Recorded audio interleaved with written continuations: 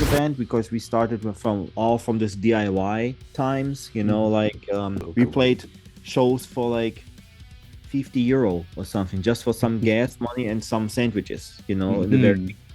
And I have the feeling that in these modern times, bands don't want to do that really anymore. They don't want to invest really.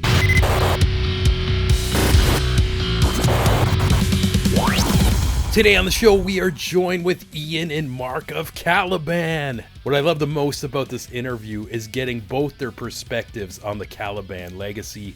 Marc, the OG, the original, started this band in high school. To Ian, who's only been in the band for a year and a half, this episode is all about perspective and also giving you a behind the scenes, in-depth look into their new album, Back from Hell. And god damn, is it ever a banger. Marc mentions this is kind of like a redemption. He wasn't too happy with the last one, and you're going to hear how that's made and a lot on the legacy of Caliban over the years. But first, we get into this with Ian, as we're waiting for Marc on the Zoom call, and me and Ian are just casually geeking out over metalcore shit. So yeah, hope you enjoy this one.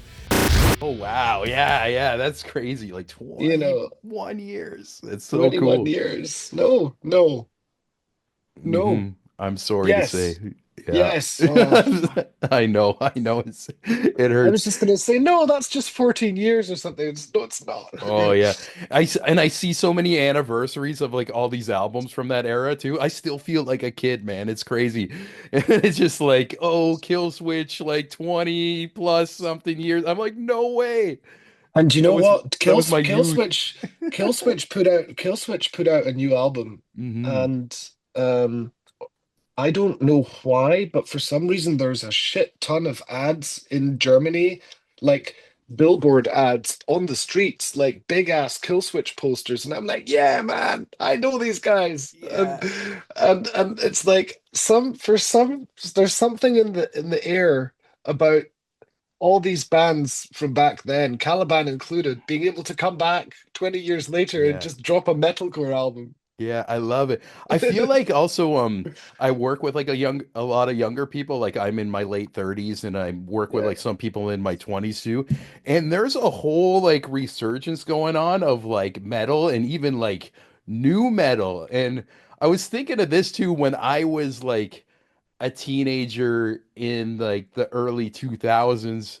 I was actually going back 20 years and listening to the Metallicas and stuff like that. So I see Mhm, that happening, but it's with mhm, like the Deftones, it's with Korn. I'm like, mhm, this is so mhm, cool. And like I'm mhm, sending them all mhm. these bands like the Kill Switches and stuff. I'll probably like give one of my coworkers your latest release when that drops and everything. So it's just It's it's cool to funny. see like it's metal like being alive and healthy with like youth. Yeah, yeah, yeah. I mean, honestly, I mean, I'm sure you're well aware of Paleface. Yeah, Um, I saw them a few days ago, like last week. They like were in Toronto. yeah, Yeah. yeah, they were right, and Mhm. they brought along friends of ours, Nasty, Nasty. and I've interviewed Nasty, and I went to that show because of Nasty. I Yeah. was just like, what the fuck? These guys are like, So good. beat down elders, and going in there and just ripping the fuck out of these venues is bizarre. My favorite was right after they finished playing. I was pretty close, and I felt like I was like one of the few people like familiar with Nasty. And right when they stopped, everybody around me, they looked around, they're like, that was fucking good. I was like, yes. And then Yeah. later I saw some of those people with like nasty hoodies. They went to their merch and like I'm like, yes. But they even mentioned too, like that they've been doing it for a long time and it's like cool to like get like in front of a new audience, which that night like a lot of people like knew Paleface. And there was Stick to Your Guns, who was also legends on that tour as well. But yeah, I see Mark hopping in right now too. This is wicked. I'm glad I recorded our little talk too. Like I do little Yeah. extras on our Patreon. This is gonna be part of it and stuff like that. Sorry for the delay. No problem, Mark. Really nice to meet you. Nice to meet you too. Yeah, I was just telling Ian I'm loving the shit out of this new album. Oh, I've been thank you. playing it in rotation, and even the player they sent me with it on once it hits the last song, it starts at the beginning, and I'm like, yeah, we can keep this going. So yeah, Back from Hell is just amazing. And yeah, before I get into that too, I was just talking to a friend of mine that I was gonna talk to you guys, and he's more in the hip hop world. He's a battle rapper named J.O. And I knew he was like into some heavy stuff, and I'm like, have you heard of Caliban?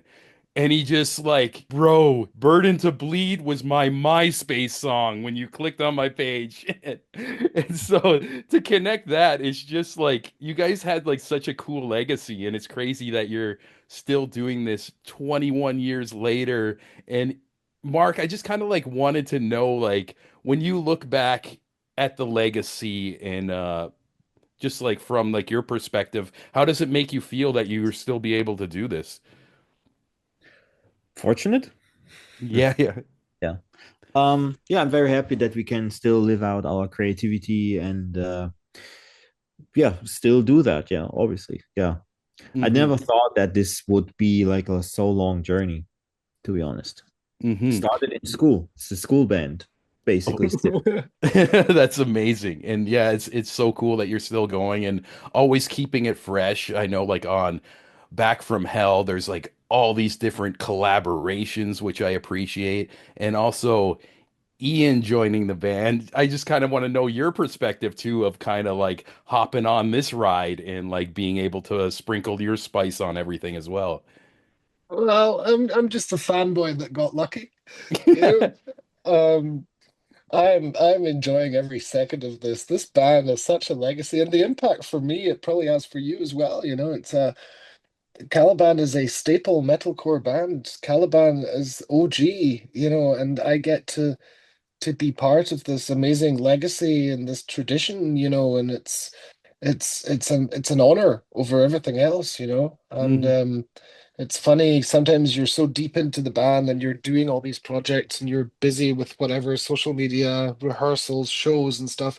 Sometimes I really need to take a step back and go like, wow, I'm doing this. You know, Yeah. if I had thought this when I was whatever 15 listening to Burn to Bleed, like, you know, just like, oh, cool.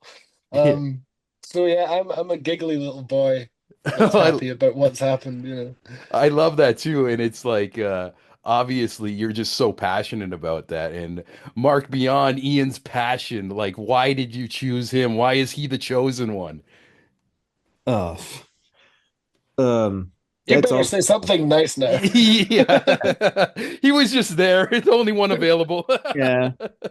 Um, no, it's kind of like a long process because Mhm. when we parted ways with our former bass player, that is a lot longer ago than when Ian joined the band. Like I think he, how long are you in the band now? 1.5 to 2 years, right? Well, I mean, 1.5 years. 1.5 years, and the bass player left like pretty much 3 years ago or something. And first off, we just didn't want anyone. Like we didn't just want, we have a bass slot to fill, just get someone who can play whatever. We didn't want that. And at this point, we were also not too focused on finding a member. We were more focused on writing a good record. Mhm. Um, Especially because I'm talking for myself now. I'm very unhappy with the previous record, like Oh, Dystopia. I really interesting. afterwards I'm not happy at all about it. I have still 1 2 songs which I really like. The rest is like to me. It's Mhm. not me. It came from a not good situation, the way it was written during Corona and stuff like that. So we were Yeah. pretty much like, this is, every band has maybe a failure album. If I would have to pick one, it's this one to me. Mhm. And so we were more focused on writing a good record, and instead of like reaching out, who could fill in for bass. Like I said, let's see what comes along. And it was a process because I remember that the day after Marco left the band, Ian wrote me a message, hey, what about me? Yeah. Guys. And I exist. I exist. I and exist. we were like, I was even talking to the band, and we were like, yeah, but it's too fresh because Marco was in the band very, very long. We Mhm. just didn't want to grab someone next day. And Definitely. so we said, okay, we can continue as a 4 piece for now. like make good songs and stuff like that. And then yeah, it was a natural process. Like we were like we wanted Andy to focus more on his screams, and the new album is was very challenging for him because we approached new ways because of his new vocal producing team, which had ideas how he could do things, and it was very difficult at first for him, or not difficult but challenging. He said, hey man, if I scream all this stuff, how can I switch to singing and go back to that? I have to breathe in between and stuff like that. So it was a lot. And we thought, and then we were in this group, like sitting there and talking, like, hey, why don't you get a new bass player who can sing actually, No, yeah. like. And then I was like, hey, Ian, he called me like 1.5 years ago or something. We can ask him if he's still available, because we knew that he has a great voice, that he can sing. He does a lot of musical things besides playing bass, because originally he's a guitar. Would you consider yourself more a guitar player than a bass player, or is that wrong? I'm really a piano player, but Yeah, I, so, I don't I don't know. so he's a musician So who can yeah, play just a musician then all around. a musician who can play bass and definitely sing. And we Mhm. thought that is a perfect match, because that we can take some weight off of Andy's chest, that he can focus on what he wants to do best and what he can do best, and perform the way he wants to, and bring someone in who's like filling in and has the best vocal performance from both worlds, Mhm. and they complement each other really well, because Ian sings a bit raspy, same way like Andy used to sing. I mean, we still get comments like, hey, why Dennis suddenly stopped singing? Because Dennis just didn't stop recently singing. Dennis stopped 10 years ago singing. Oh Some damn. people don't notice that, because from the album from the album Gravity, Andy carried on the melodic vocals. Dennis just did some backing vocals, because we wanted a more raspy kind of drive in the melodic vocals, not the huge differences. And so Andy took over, and that was also fitting perfectly, because Ian also sings a bit more raspy, more harsh, instead of completely super clean. Hmm. I think the step, if you listen to songs like Paralyzed, which Andy was singing, to what it is now, the step is not very big also. Hmm. Yeah, yeah, and Sound yeah, aesthetically wise. yeah, definitely. And like even on this new one, when the clean vocals come in, like there's moments where I just get the chills. Like I feel like the contrast is so awesome and it just fucking works and it's so great. And I'm excited to hear what your fans think about this album because I think you guys knocked this out of the park. And Thanks. as you're like mentioning that you weren't like too happy with like the last album. Am I right to assume maybe the title Back from Hell is kind of like a metaphor of that too? Like, Also, yeah, definitely. Yeah, also, because you said yeah, it's in COVID or whatever. So do you feel like this is kind of like a hard reset on the band of in a yeah, direction you want to go? yeah, definitely. Oh, that's It's the same kind of a reset we had right before I actually with the album I'm Nemesis. We had the same, that we felt we are running into some direction we are not too happy about, and then we reset ourselves and did for us, at least a milestone record like the I'm Nemesis. And I think that the same thing happened now, you know. yeah, Yeah, it's there seems to be definitely a change of vibe. I get this particular perspective, of course, being an outsider, now an insider kind of thing. And this album, Back from Hell, tells stories that are just real and true, and every single song got the attention it deserves. I can write you an essay on every single song. hmm It's like we sat down there, me and Andy, when we got into the studio at first, and none of us came from particularly good places mentally. Our headspace was honestly, we were fucked up people. We had family issues, relationship struggles, struggles with ourselves, psychological things going on in the background, and a lot of stuff to talk about. And when we got into the studio, we had a sort of a vision of what this was going to look like, but we didn't really know what it was going to be about yet. And then once we got talking, We sat down there, late nights, glass of red wine kind of thing, fireplace talk. It was like, we have a lot of stuff to tell, and we have a lot of stuff to work into this. And it, after we'd kind of opened the floodgates of honesty to each other, and just explained like, hey, this is what I've got going on, what you've got going on, Mhm. it all got poured into this record. So Wow. every single song, like I said, I'll tell you exactly what it's about because I Mhm. know what it's about. So Yeah, definitely. it's a very touchy-feely, honest record. And then of course Mark, being who he is in this reset mode, working latest of nights, trying to get the best out of this album as he possibly could, and he did. Mhm. This feels great to hold the result in your hands and go like, cool, we actually did this. Oh, that's so awesome to hear. And yeah, like you mentioned, you're like, oh, I can write an essay about every song. And even though like I didn't know that perspective, like it does seem like every track has so much care to the point like I mentioned to you guys where when I listened to the whole thing, I wanted to listen to the whole thing again, and it wasn't like, oh, I need to go, because sometimes I listen to an album and then I'm like, oh, I like these three tracks and I'll just keep going back to that. It was the whole thing. And yeah, it's just kudos for putting that care, because like I feel it like when I'm hearing it through the headphones and everything, and it's just like amazing work. Thank you.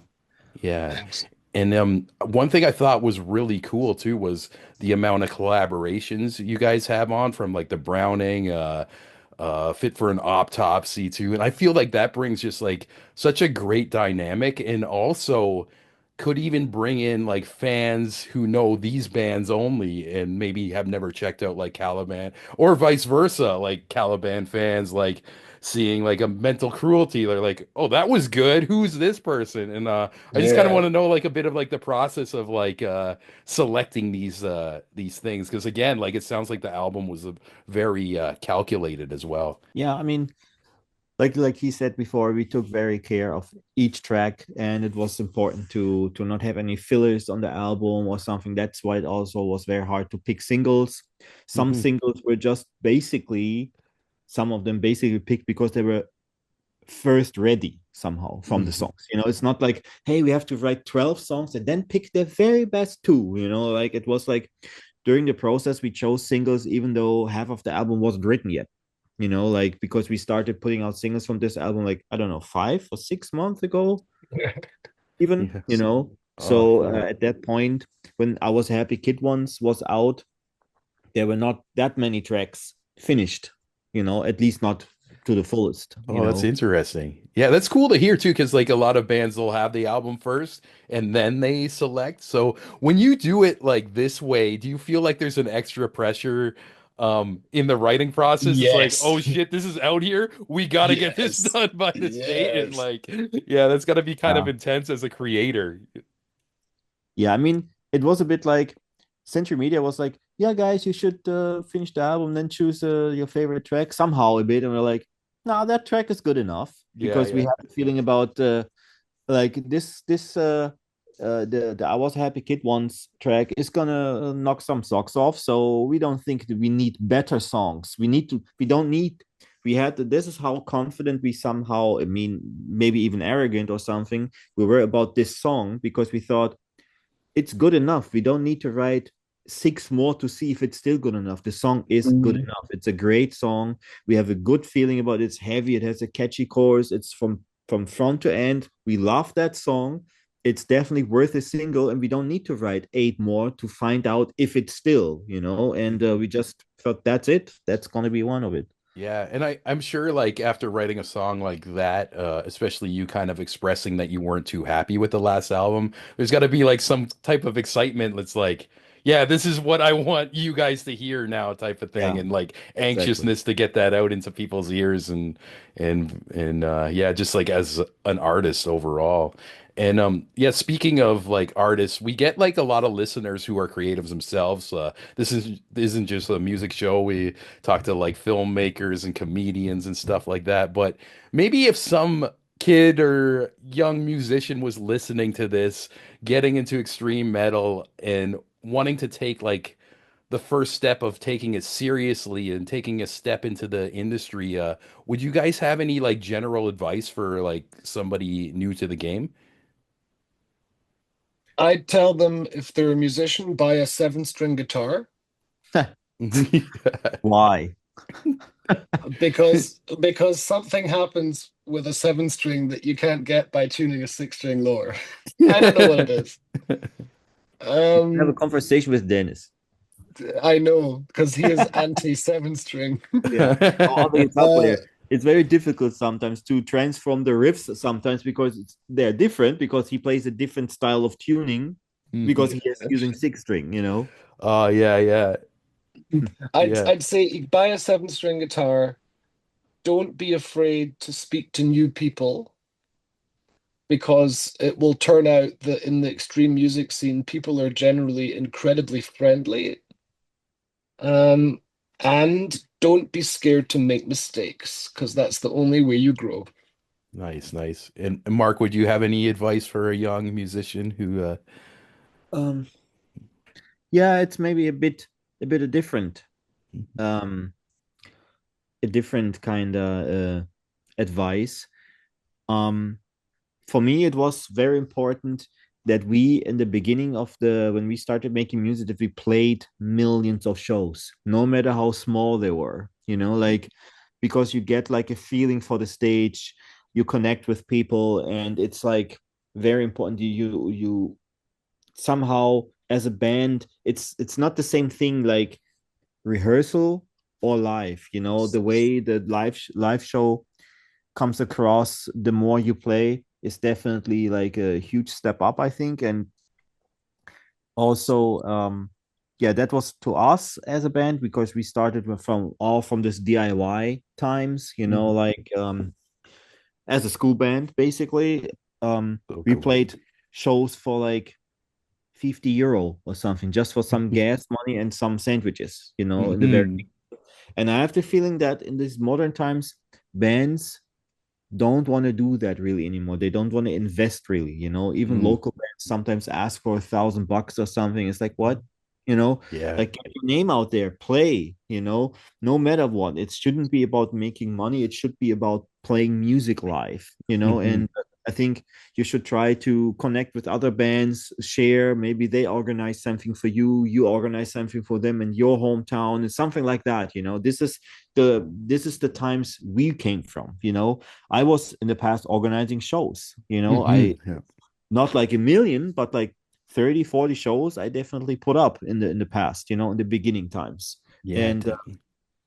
that helps definitely, to go around, to get your name out and stuff like that. And I think these days don't not many bands don't want to do that. Hmm. Yeah, yeah. That's sound advice too. And yeah, even beyond the music, it's cool that you got embedded with the community too, with putting on shows and stuff like that. I think it's, yeah, again, just very important to get out of your bedroom and go outside and Yeah. shake some hands and meet the people too. And I've even noticed that with like the podcast side of things, going to certain events and meeting people too. And it's just like nothing but growth and sharing ideas and stuff like that. And yeah, just putting in your reps. But yeah, I want to thank you guys so much for your time. I'm going to be sharing the shit out of this album Thank you. once it drops. And definitely, if you guys are in Canada or Toronto, I'm going to see you live. I will be in the pit and just, We hope 26. oh, Very, that'd be very fingers, amazing too. fingers So, crossed. yeah, Yeah. hopefully get to see you guys. And yeah, again, thanks for the time. And I hope you enjoy the rest of your media day. And maybe we can talk around your next project as well. Thank you. Have a good Lovely. day. Yep. Thank you for your time. Yeah, Thank you. anytime, anytime. Cheers, guys. Take care. Thank you. Bye bye. Bye. Hope you enjoyed this interview with Marc and Iain. The brand new Caliban album, Back from Hell, comes out real soon on April the 25th. Once you give it a listen, let us know in the comments or on our socials. of what you think about it. I was absolutely, genuinely blown away from this project. And if you're a longtime fan of this band, I want to hear what you think. Are you as excited as me? I'm probably going to listen to it again after I post this interview. And also, you know, we got this variety show going on, but if you're into metal, you're going to want to stay tuned for the next couple of weeks.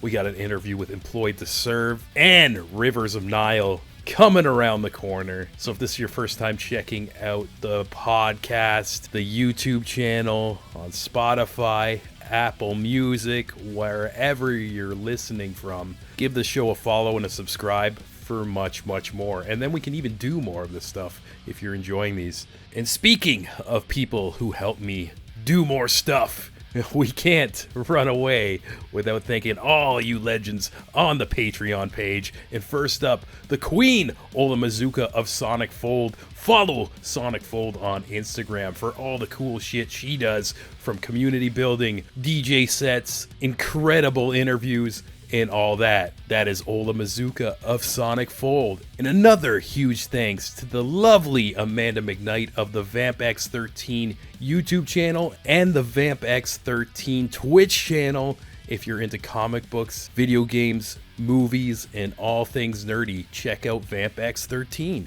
And another big thanks to the wonderful Jenny Potter, the legend Devin McBride, the number one gent Alan Kent, and last but not least, Francis Coffer, aka my mom. If you want a shout out at the end of every episode and also get these episodes early, raw, uncut, right when I'm done the Zoom call, I just post them. You can go to patreon.com/thecreativeimbalance, and beyond having my forever thanks, you can just go to bed at night and sleep soundly knowing you're a badass motherfucker who supports raw, uncut, independent media. And nobody can take that away from you. You hear me? Like I said, we got a lot around the corner. Some metal stuff, some stuff in the movie world. I think the next one I'm going to post is with the actor who plays Dupinder in the Deadpool series. You know, that lovable cab driver? He's in a brand new film. We had a great talk with him. I'm probably going to get that out in a couple days. So stay tuned for that and a lot more, and we'll catch you next time. Mwah.